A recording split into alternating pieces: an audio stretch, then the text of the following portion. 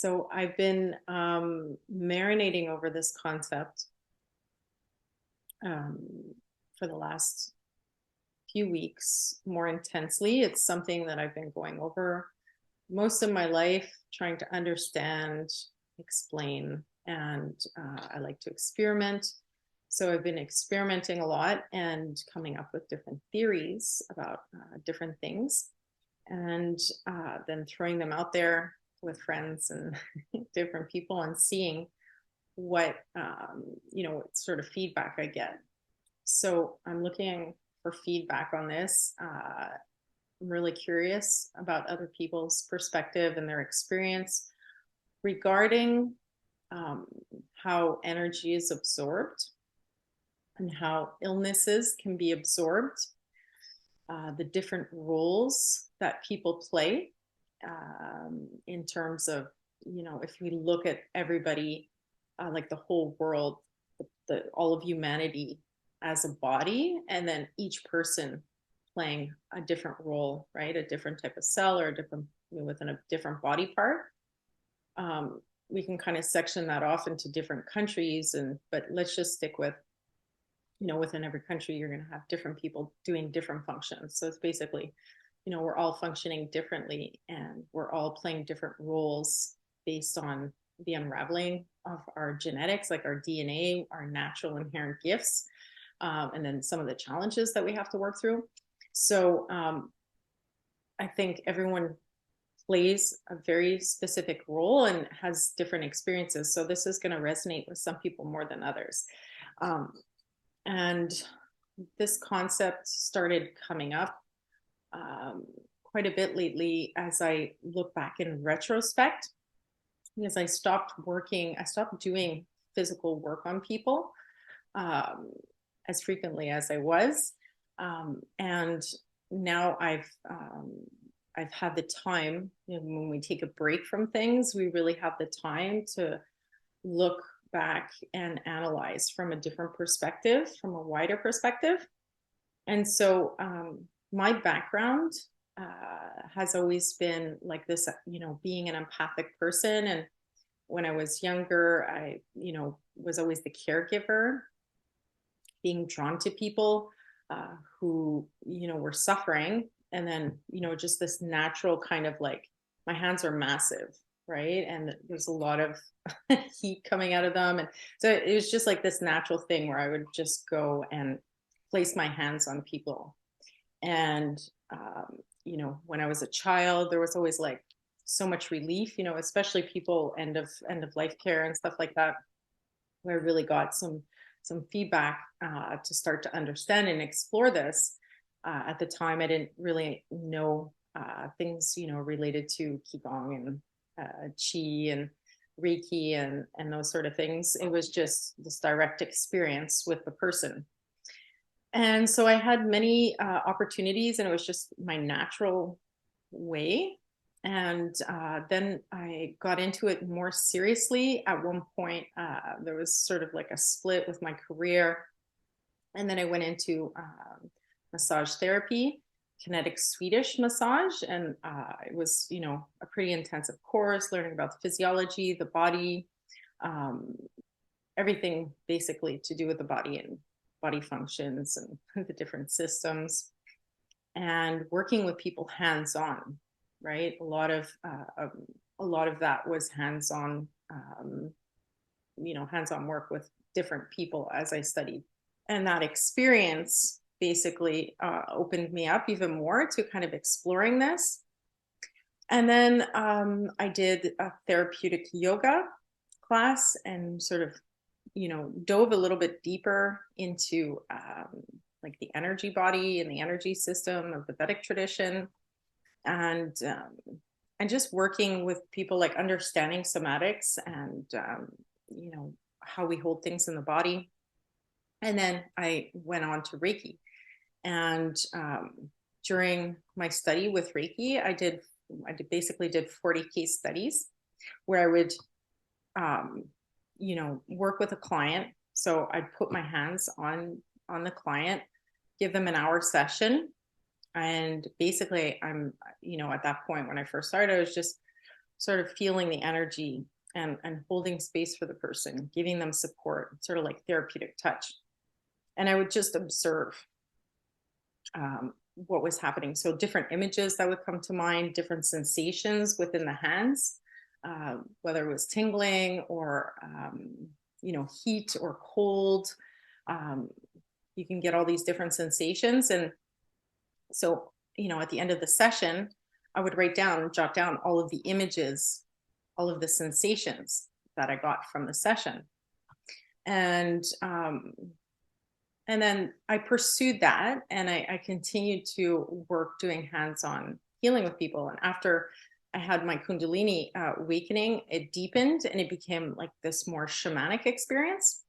But during my Reiki, my case studies, the 40 case studies that I did with people using just the Reiki method, I observed that I would collect so much information about them that was extremely accurate, just in terms of, I guess, being present in their energetic field.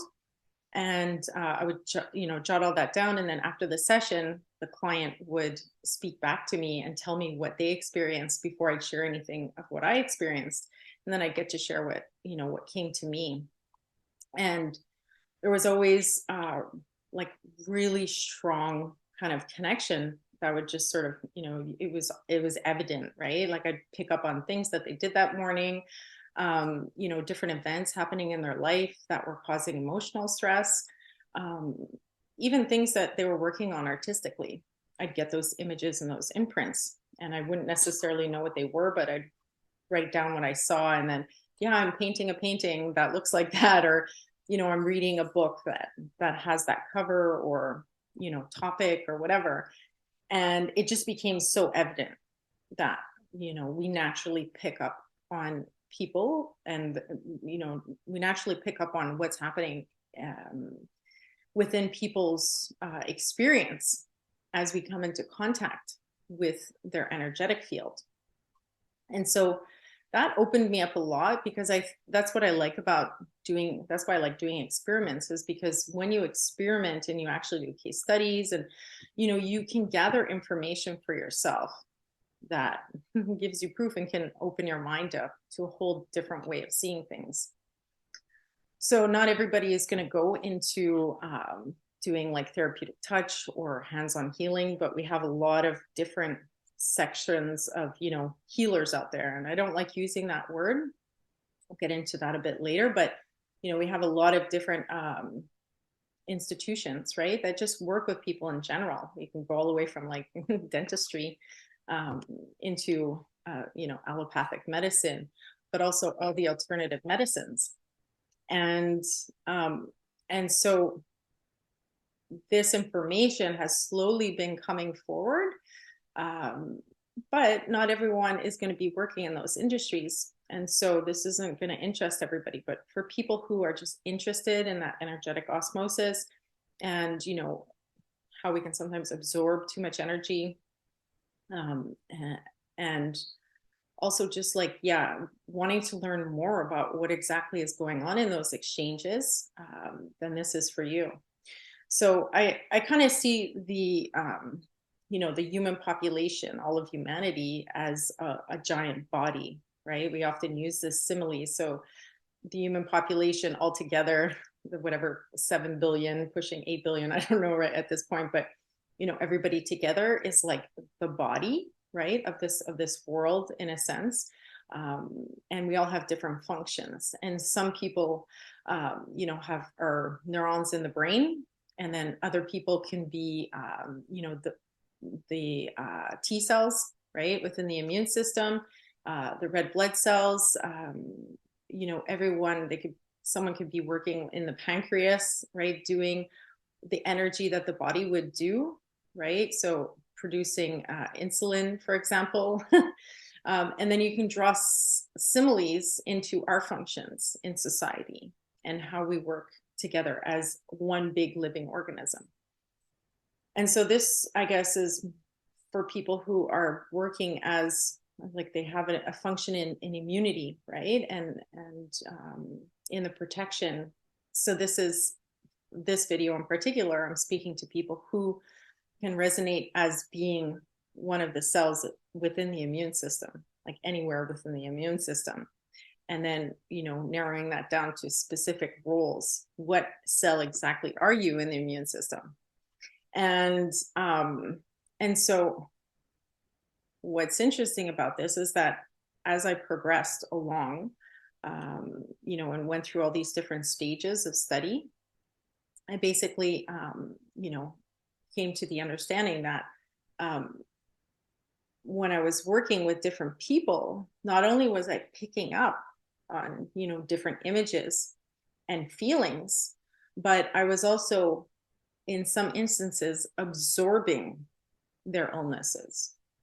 So this happened on a few occasions, and working with a client who had really bad tendinitis, like I put out my wrist for like 4 weeks, like I absorbed her tendinitis, and often the feedback I'll get is this client, this client really, they're like, oh, I feel so much better, and then I'm like, oh gosh, like I actually took this on. So that was, one of the first times that I really started to make the connection. And it didn't happen with everybody. It was only happening with certain people. And then I had someone come visit me who had just traveled around the globe and was doing like really intense grid work, and, going to old battlefields and, cemeteries and, God knows where, like all these really intense places, and then doing this really intense shamanic work. And by the time they got to me, they were completely like,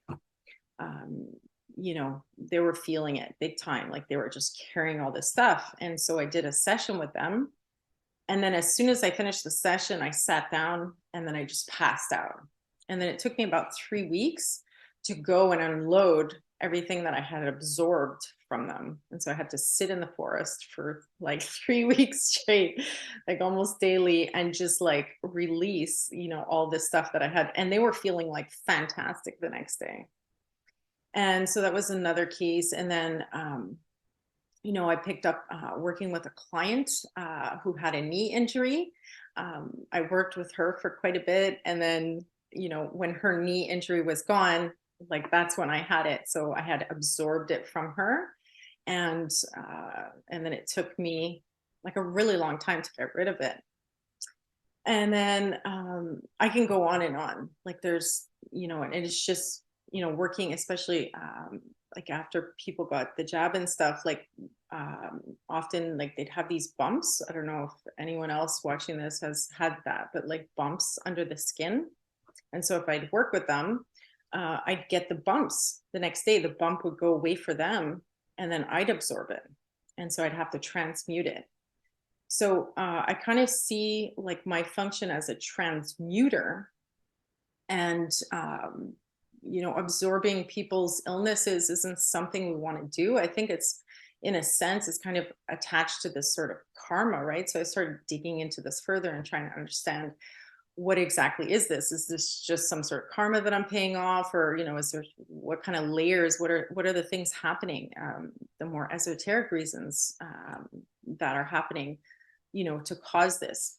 And then I started exploring archetypes a lot more, in terms of like, you always have that the triad with the savior, perpetrator, and victim, and how that's always kind of playing out. And then that also leaks out into our practice, if we are doing healing work, and when exactly are we becoming an enabler, right, for people. Like sometimes helping people is just enabling the underlying causes to persist, because we can go and relieve the symptom, sort of like with what happens with medication, right? And why so many people have big beef with pharmaceutical industry is it just puts a band-aid over that experience, and doesn't really get to the underlying root causes.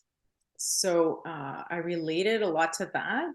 And, we do this on so many layers, where we come in as the savior, but then we're really the perpetrator, because we're limiting that person from actually discovering things on their own, and coming to the healing in their own way. right? Illnesses are, in a sense, all part of our journey because they provide us with information that allow us to evolve on this like emotional, spiritual, physical level. Like it's really deep and it's really personal.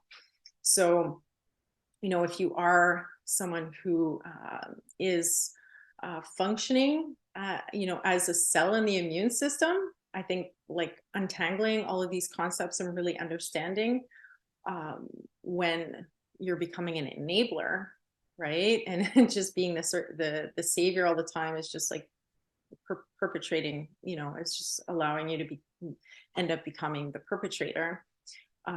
Even with Reiki, right? It's not only like on a mental level and the things that we're bringing forward in terms of concepts, like getting people to look at different things mentally is also sometimes enabling, right? We think we're saving, we think we're like, oh, we're bringing something forward that's going to assist them in uncovering, but really it's going to just repress that within themselves. And so that's why I always recommend us doing our own work, right? It's like we have to come to things in our own time.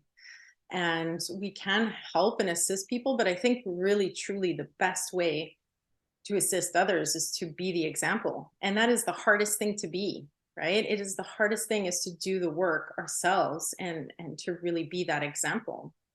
Whether we're dealing with trauma or, anything, physical ailments, focusing on other people is just like this projection that it's a method of kind of not wanting to take care of our own things, right? And this, I learned this over time. Like this took me a long time to truly understand on a very deep level. But we first project things out onto the other, and then we attempt at saving them, right? To only eventually have to come back to ourselves to do that work for ourselves. So the more we're trying to do it with other people, then the less energy we're using to actually do it for ourselves. And so really digging into ourselves is what allows us to do the work, be the example for the other person, and then not become the enabler. So this is where the concept of like too much compassion can kill you, right?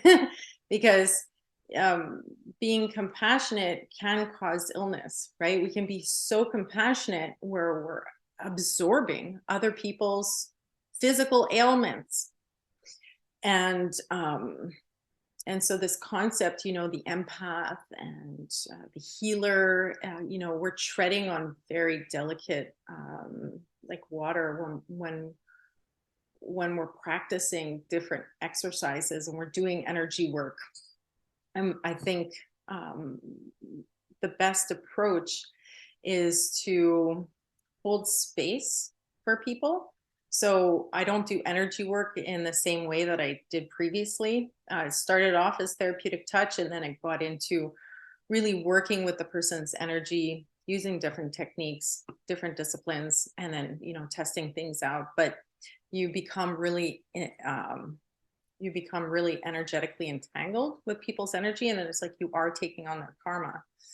So, I don't want to downplay people doing energy work, because sometimes certain people can assist in the sense where, if your energy is flowing and you really have a lot of energy to give and someone else is in need, then, there is like a certain amount of energy.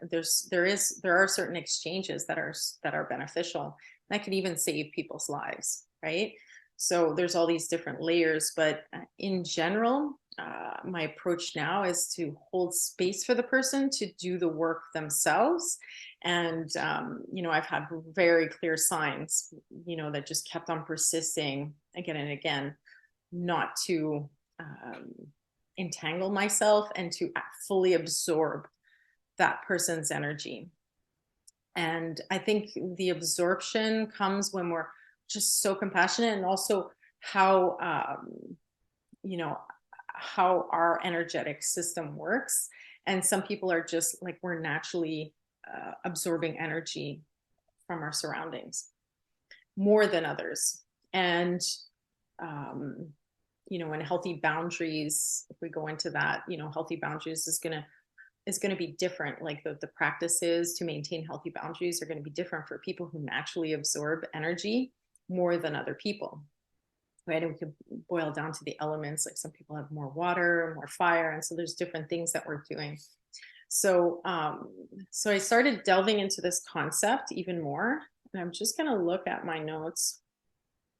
So as I started to look into this further and try to understand, like, what exactly was happening, like different theories came up. And we know that we have our body, and then around our body we have these different sheaths, and then within those sheaths we carry different imprints. And then we have our mental body, we have our emotional body, we have like these subtler energy bodies, and I won't go into those too much, but within those we carry all these different imprints. And so my friend drew this to describe something else, like completely, we were talking about something else, but it is related. And I thought it was really like just super simple, right? The way that she did it, like two people, and then you have these different layers to the energy body.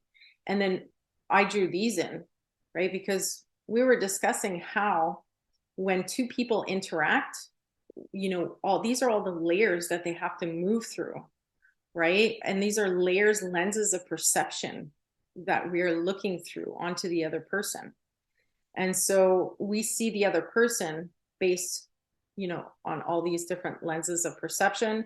And yeah, you can have, very basic things like, race and culture and, different things like that. But then we also have like our traumas in here, right? We have like different traumas. And I've spoken about this like many, many years back in different things that I wrote about on storytelling for our times.com, about how, like, with intuition, like if we have like a trauma imprint right here, that happened, and the person, like, let's say it was like we got robbed or whatever. So, we got, a knife pulled on us. Well, that the way that person looks, right, will affect if this new person arriving on the scene actually looks physically like this person, we're going to get triggered, right? And then we'll have this emotional response, like PTSD response. So these are all kind of mini PTSD responses. Some people have bigger ones than others.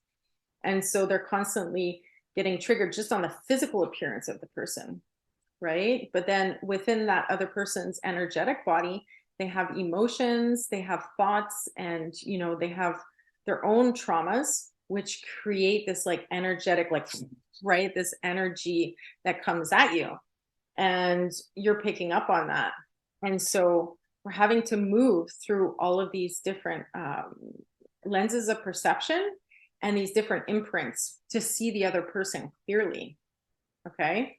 But so going back to, what I'm talking about here with absorbing energy is that some of us, this is more malleable, and the function of the person is to absorb, is to, like, is the immune system, right? So they're not the muscles of the body, they're the immune system. So automatically that compassion and, all of those functions of the immune system that we can perceive in another person cause like this sort of absorption, right, of the other person's pain.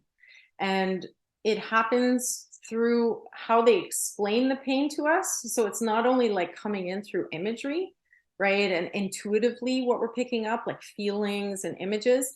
It's also coming in through how they express themselves, right? So if someone says, I'm in pain, right, I broke my leg, or this happened to me, this horrific thing happened to me, and I'm in pain, and this is what I'm experiencing. And then all of the expressions of that, right, go into the other person's mind.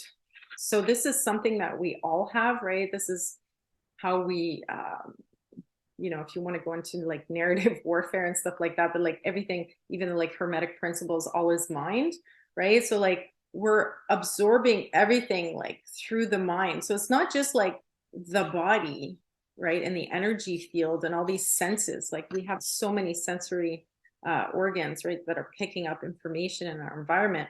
But the mind is a huge one, right? And so we hear their story and then we absorb that into the mind, and then we have an experience of who that person is. So, if we're picking up on a lot more through sensory, if like our sensory perception has opened up, then that person could be saying something, right, with their words, but we're picking up on another message, right? And that's how sometimes we have these contradictory information in the field, right? People could be saying one thing, but then you're picking up on all this other stuff. But in general, as creators, we are creating. So, this person is experiencing what they're experiencing because of all these different thoughts, feelings, and emotions, memories that they have from the past within their auric field. And then that creates the conditions within, their mind to, if it stays long enough, the feelings of pain, the feelings of hurt, going over traumatic events in the mind, they're going to start to experience more and more psychosomatic expressions of that, right? So if someone's always saying you're sick, you're sick, you're sick, you're sick, then yeah, you're going to start to experience a psychosomatic expression of that, right? Because the mind is such a powerful thing. Like if I tell you right now to just close your eyes and think of lemons, just think of a juicy lemon. Think of how sour it is, like close your mind and just go into that. Your mouth starts to water. This is such an important experiment that anyone can do, right? As soon as we project that image into our mind, our body responds and responds viscerally, right? So depending on the thoughts, right, that we're projecting in our mind all the time will dictate how our body experiences those thoughts. So this is already so important, and like I said, many people have worked on like the metaphysical reasons for illnesses, right? And it could be, something that happened in the childhood that just created a memory that caused a physical response to that experience that eventually reinforced itself over time and then manifested as a physical illness, right? There's lots of amazing people have done, work on this, and there's books where, but the best is to do it yourself, right? Is to really start to understand when you have a physical ailment. This is why illnesses and symptoms and ailments are so important, because they start to teach us. We go inward and we look to find that root cause of what is causing that. And I don't want to, kind of like gaslight anybody in terms of like, what they're experiencing, because we are also on top of this. We are experiencing things in the physical world which are from the environment, right? Like if you have a fire is going to burn you, certain gases are going to poison you, right? So we have the physical world that is coming in and either turning on or off certain genes as well, different conditions that we might live in, right? Different emotional environments, different physical environments, right? If we're dealing with different toxins, right? There's those as well. And so of course those are real, but on all these subtler layers, like especially with the emotional and the physical, like the mental, what's getting projected onto us is often going to be causing this psychosomatic reaction within our body that over time can cause true illness. And so when we go on our journey of healing and we're trying to find that, we're having to sift through a lot of things, and it could be environmental, right? And we got to look at that. We got to say, okay, is this being caused by something in the environment? And then we kind of cross off process of elimination. And then, sometimes it is emotional, and sometimes it is emotional, and sometimes it is just mental, like our mental diet, what we have been taking it mentally. And so, yeah, this I think is really important for, everyone to look at. And especially if you're doing like hands-on work with people and you have started to absorb, their illnesses, or, had and it's very specific when it happens to you. It's not like, oh, maybe I got, no, it's like I've been working on that person, that had this specific ailment. And um, as soon as it was gone for them, I had it in the exact same spot.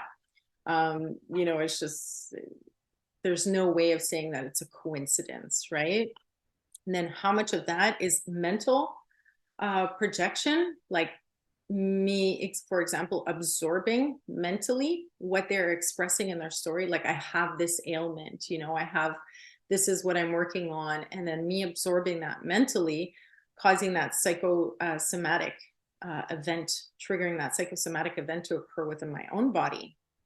Right. And then why would they, doing the healing work is, them allowing themselves to go into that space and say, okay, I'm going to heal this, I'm going to address this, and then changing that mental projection in their head and saying, this is actually going away, I'm healing this is gone. And then it heals, right? So it could work on both ways.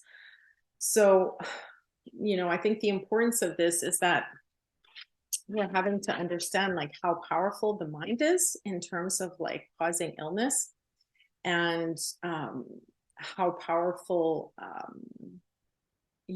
we are, like regarding like how we label ourselves, as a healer, as an empath, like what that means. And then setting up proper boundaries, right? So that we're not becoming the savior and actually taking on that person's karma.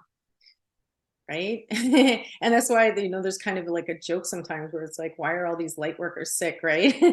And so we're looking at, well, maybe when you expand out and you expand your boundaries, right, you're also expanding your mind, and then being more open, right, to different concepts. Being more open mentally to what's going on is also a way of taking in more information and not filtering as much, not having as much mental protection, right, against what it is, because you're just so open, right? It's like the heart is open, let's say, and the energy body is open, the mind's open, and you're working with a client, you're listening to their story, and you're getting into their story, and you're starting to salivate, like it's with the lemon, like it's the same thing. You're starting to feel what they're feeling, and then, sure enough, you end up taking that on. And so this goes as well for, people who are, psychiatrists and psychologists, right? Like, when we're sitting there, we have to have really strong boundaries, and we don't want to become the savior. We don't want to start projecting our view of the other person onto them, or our view of who, our unhealed pain, on our unhealed trauma, right? And stepping into that savior mode just to become the perpetrator, right? Because people need to come into their power in their own time. And we can provide methods, like ways of doing the work themselves. Because I think, another important part of this is that people are only going to come to heal, right, certain things, whether it's mental, physical, emotional, when it's time, right? Because there's a certain culmination of energy and of understanding that allows them to fully embrace that different mentality, that will allow them to have a different experience, right? Or the body just simply needing enough time to heal in order for all these other layers to start to activate, to truly step into a new level of awareness. And so you kind of see, like, I see it like a ping pong ball. Everyone's sort of just like trying to assist other people. And then, oftentimes it becomes psychological warfare, and it becomes spiritual warfare, because people aren't, doing the work for themselves. There's still a lot of projection. So absorbing energy on that level, I'm really curious about other people who have experienced that. And and then also just, I'm curious about, how people, because how you present yourself is really important too, right?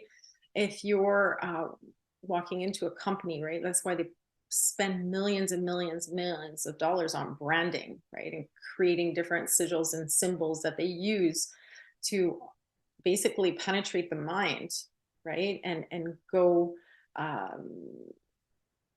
set up the circumstances for that person to have a certain feeling, to have a certain experience with that person. And it's the same with people, right? If you look at people, especially nowadays with social media, right? People can create these different environments in their social media profiles that actually create an experience of that person, right? And this is where um, we're having also to not be so taken over by like the illusion of things, right? The illusion of branding, the illusion of, different social media profiles, or um, really all these different avatars that people can come up with, right? Because this is basically what the whole metaverse thing and virtual reality thing is, right? It's penetrating the mind, and then creating psychosomatic events within the person, but it's not real, right? When it's, the mind is real and we are creating, but we want it to be connected on all these different levels of awareness, so that we can, protect ourselves against having these different images projected into our minds that create different feelings and sensations in the body. So without this going too much into another topic, which I've spoken a lot about regarding technology and that sort of thing, and cybernetics, and just the use of symbology, and delving into the more esoteric stuff. I just want to keep it in terms of like, my experience as a healer, and what I've sort of different conclusions that I've come to, different theories, and I'm going to leave it there, and I'm just going to throw it out into the field and see what comes back, because everything always ripples back and we gain more information. And following these little threads for ourselves, I think, is important, and unraveling who we are, why we're here, what our gifts are, what we're working on, and really being passionate, and feeling that passion about the things that we're studying. So thank you for listening. Looking forward to hearing from anybody who this resonates with. And if you'd like to reach me, you can go to my website at inspiringplayfulevolutions.com. I have some service offerings and products there. And this also dabbles into, the service offering that I do with the consultation. It's basically working with these mental projections, right, that we have in the mind, and then also understanding like where they're coming from, what they're connected to, which ones are generated from within, which ones are coming from without, and sort of weeding through all that stuff to bring about more mental clarity. And then I have the astrological stuff that I do, where I look at all these different systems of gnosis, and then, together, I think really where the key of gaining a lot from that is doing the work ourselves, right? Because we're coming up with our own interpretation, and there is a foundation, there is a solid structure there to work with, so it's not very chaotic in the sense where it's, it's very easy to follow and to come to really great conclusions with, to help us know ourselves better, and to give us guidance about where we work best, where we don't work best, and that whole jazz. So that's it. Wishing everybody a wonderful December. Keep on striving and don't give up. Stay courageous, stay strong. Talk to you soon.